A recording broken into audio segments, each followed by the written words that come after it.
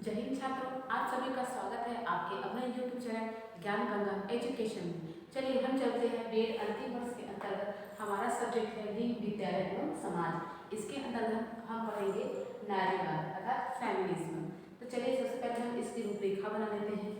सबसे पहले प्रस्तावना, नारीवाद का अर्थ, नारीवाद की परिभाषाएं, नारीवाद की विशेषताएं, नारीवाद के प्रकार, निष्कर्ष और संदर्भ ग्रंथ।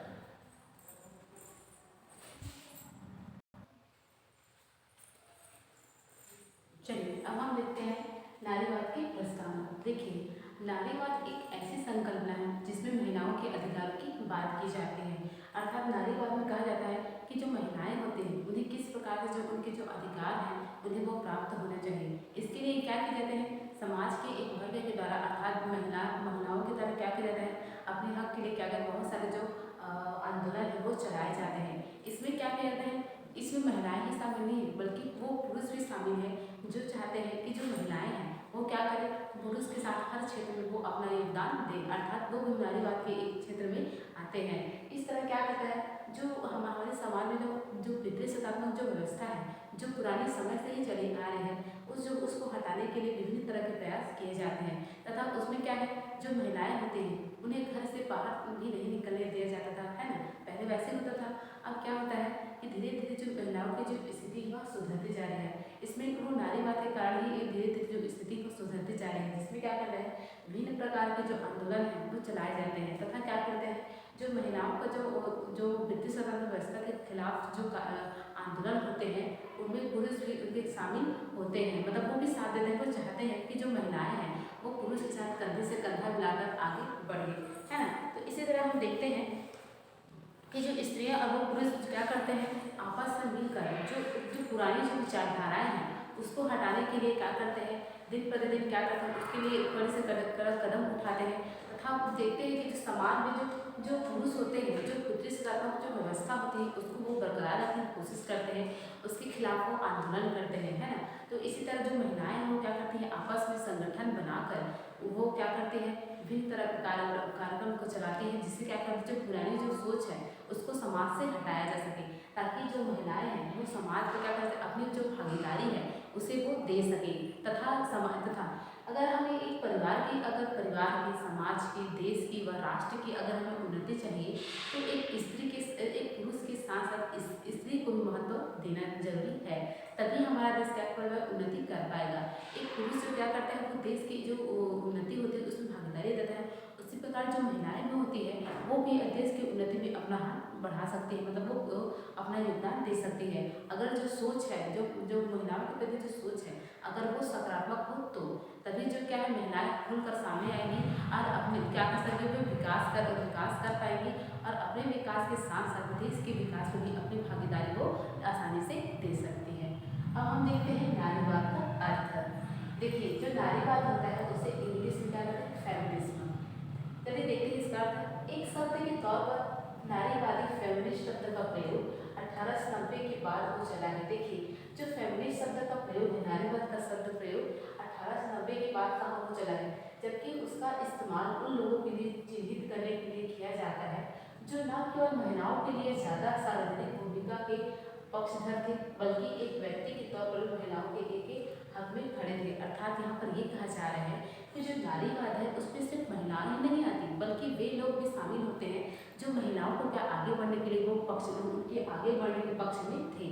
तो ये सब लोग भी क्या है तो नारीवाद के वो पक्ष में आते हैं तथा नारीवाद को महत्व देते हैं तथा नारीवाद को बढ़ाने के लिए विभिन्न प्रकार के क्या करते हैं अपने संघर्ष वो करते हैं। इस प्रकार क्या है महिलाएं जो होती हैं वह विभिन्न क्षेत्र में अपना योगदान आसानी से दे सकती है। इसके लिए क्या चाहिए, इसके लिए हमें चाहिए कि जो पुरानी जो विचारधाराएं हैं, है ना, उसे क्या करना चाहिए, हटाना चाहिए। तो हम यहाँ पर कह सकते हैं नारीवाद वो है जिसके आधार पर हम कुछ ऐसे कार्य करें, ऐसे मुद्दों पर कार्य करें जिसके आधार पर जो महिलाएं हैं, है ना, उसको क्या करें, उसको आगे बढ़ाने के लिए कुछ मुद्दों पर आंदोलन या कार्रवाई किया जाता है।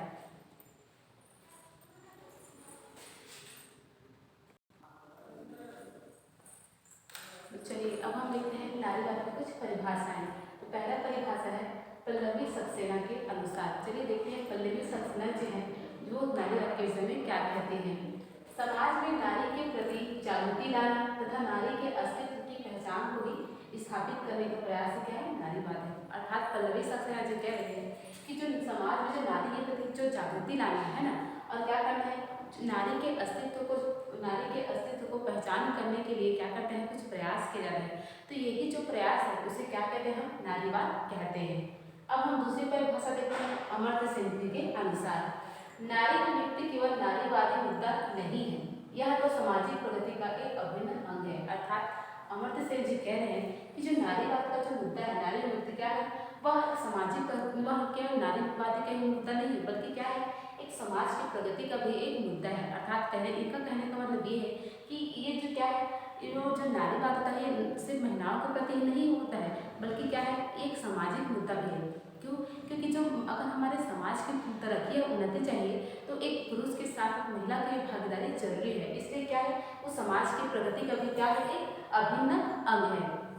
अब हम तीसरा देखते हैं मृणाल पांडे जी के अनुसार, नारीवाद पुरुषों का नहीं बल्कि उनकी मानवीयता घटाने वाले उस छद्म मुखौटे का प्रतिकार करता रहा है जो मर्दानगी के नाम पर गढ़ा गया है और जिसके पीछे झूठी अहमियता और उत्पीड़क प्रवृत्ति के अलावा कुछ नहीं है। अर्थात नारीवाद पुरुषों का नहीं बल्कि उनकी मान्यता घटाने वाले उसके जो छद्म मुखौटे का क्या है, उसका प्रतिकार करता है, मतलब बहिष्कार करता है ना।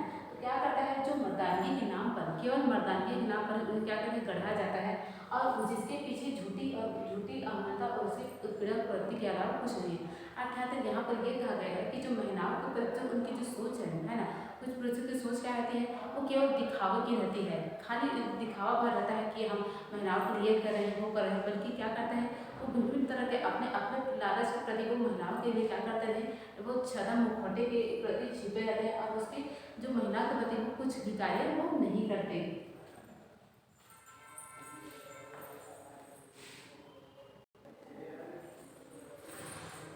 चलिए अब हम देखते हैं नारीवाद की ऐतिहासिक पृष्ठभूमि।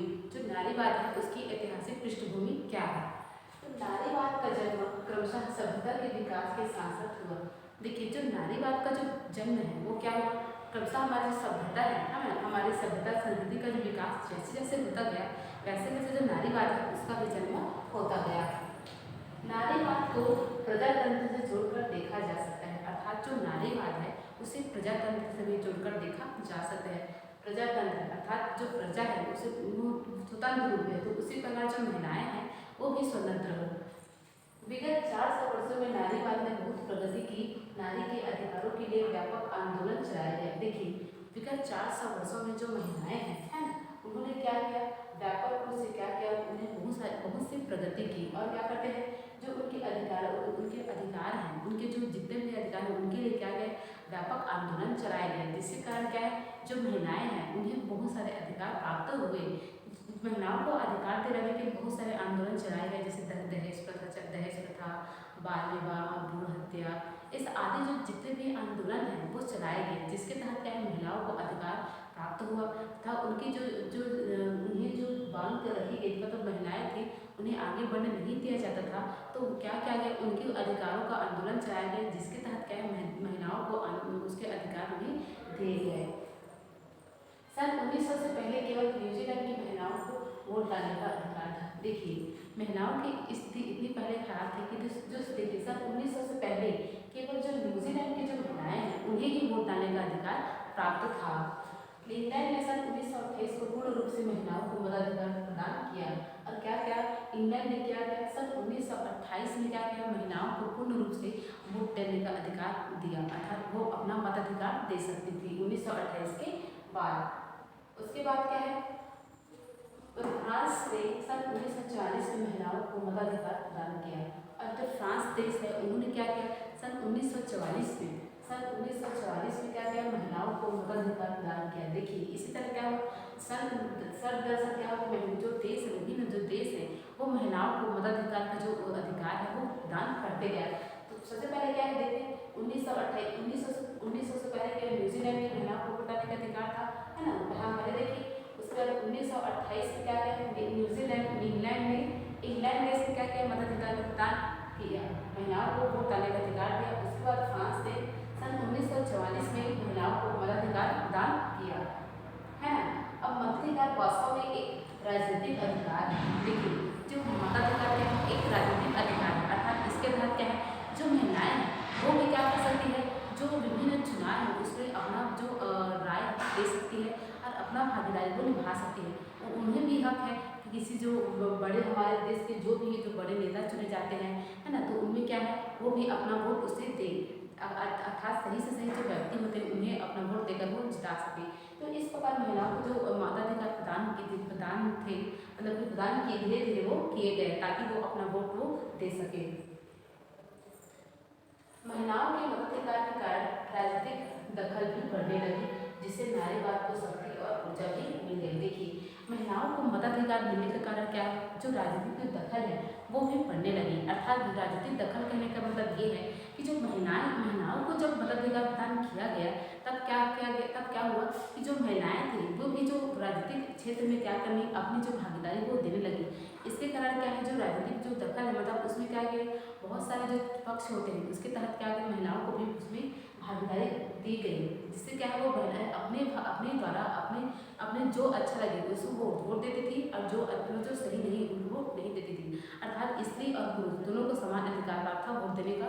इस प्रकार क्या वो धीरे धीरे क्या राजनीतिक दखल भी नारीवाद की तरफ धीरे धीरे राजनीतिक दखल बढ़ने लगी। और जो नारीवाद है, जो महिलाओं को मताधिकार प्राप्त हुआ, इससे क्या हुए, जो नारीवाद है उसको भी शक्ति मिल गई।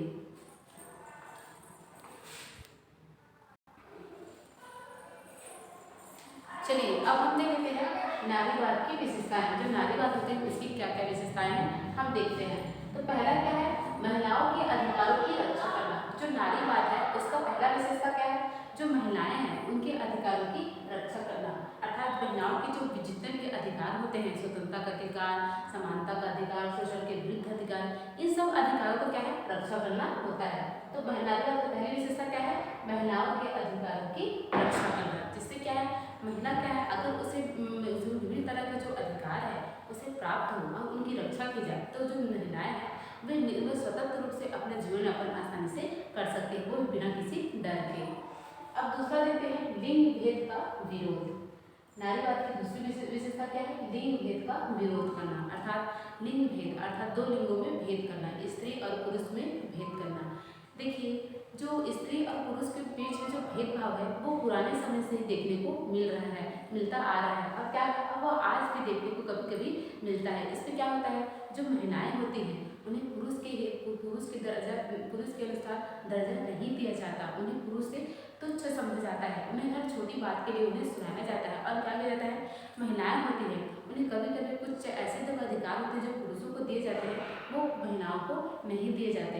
महिलाओं को क्या होता है, कभी कभी किसी बड़े मंदिर में महिलाओं को जाना वर्जित होता है, लेकिन क्या होता है, वही पुरुष को जाने का अधिकार होता है। तो इस प्रकार के जो विभिन्न जो अधिकार होते हैं उन्हें महिलाओं को नहीं दिया जाता और एक स्त्री और पुरुष के बीच में क्या भेदभाव किया जाता है। तो यही जो भेदभाव है उसे खत्म करने कौन करता है, नारीवाद को खत्म करता है, उस जो लिंग भेद है उसका विरोध करती है। अब हम तीसरा देते हैं, पितृसत्ता का विरोध। पितृसत्ता अर्थात पिता या पुरुष का शासन। तो ये जो नारीवाद है वह पितृसत्ता का भी विरोध करता है। पितृसत्ता के आधार पर हम देखते हैं कि जो एक परिवार होता है उस पर एक पिता या पुरुष का अधिकार होता है, केवल वही एक परिवार पर क्या करता है, अपना शासन जमाता है तथा महिला को उसमें कुछ भी भागीदारी उन्हें देखने को नहीं मिलती है। अर्थात उन्हें विभिन्न तरह के कार्य करने से रोका जाता है। इस प्रकार से पितृसत्ता देखने को मिलती है और ये जो नारीवाद है वो पितृसत्ता का विरोध करती है। अब हम चौथा देखते हैं, स्त्रियों को संगठित करना।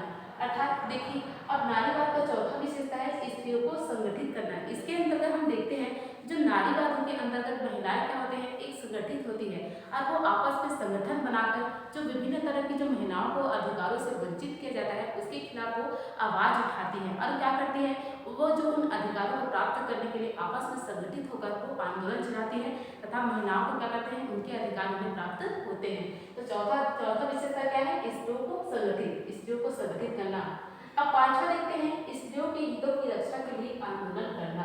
जो नारीवाद है उसकी पांचवी विशेषता क्या है, जो स्त्री के हित पे जो भी कार्य किए जाते हैं, है ना, तो उसके लिए आंदोलन करना। अर्थात स्त्रियों के हित के लिए क्या सही है क्या नहीं है, जो इसके लिए क्या करना, आंदोलन चलाना।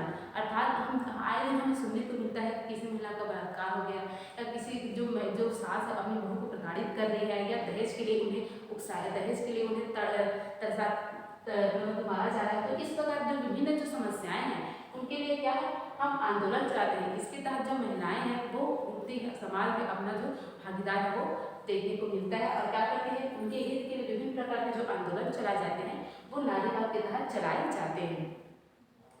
अब छठा देखते हैं, स्त्रियों को समाज की मुख्य धारा में लाना। अर्थात छठा विशेषता है नारीवाद की, स्त्रियों को समाज की मुख्य धारा में शामिल करना। अर्थात कहने का मतलब ये है कि जो नारी है उसे समाज के जितने भी कार्य हैं जिसमें केवल पुरुषों का ही अधिकार था उसमें क्या है, अब महिलाओं को भी उसमें शामिल किया जाए। जितने भी सामाजिक जो कार्य है उसमें महिला को भागीदारी दिया जाए।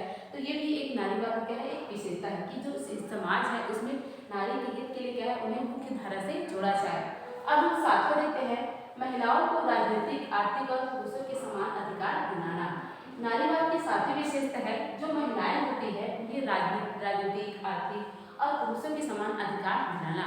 अर्थात पहले क्या होता था, जो महिलाएं होती थी उन्हें पुरुषों के आधार पर जो अधिकार थे वो नहीं प्राप्त थे और उन्हें राजनीतिक क्षेत्र से भी वंचित किया जाता था। तो यही जो हमारे जो समाज में जो कुप्रथाएं हैं उन सबको हटाने का विरोध क्या करें, एक नारीवाद करती है। अब हम आठवां देखते हैं, स्त्रियों के मध्य व्यक्त भेदभाव को समाप्त करना। नारीवाद की आठवीं विशेषता क्या है, जो स्त्रियों के जो मध्य क्या है, जो भेदभाव किए जाते हैं उनको समाप्त करना ही नारीवाद की क्या है, विशेषता है। अर्थात हम देखते हैं कि जो एक स्त्री और पुरुष के बीच में क्या है, बहुत सारे हमें भेदभाव देखने को मिलते हैं, है ना। तो ये सब जो भेदभाव या कुप्रथाएं इनको हटाने का ही कार्य एक नारीवाद के तहत किया जाता है।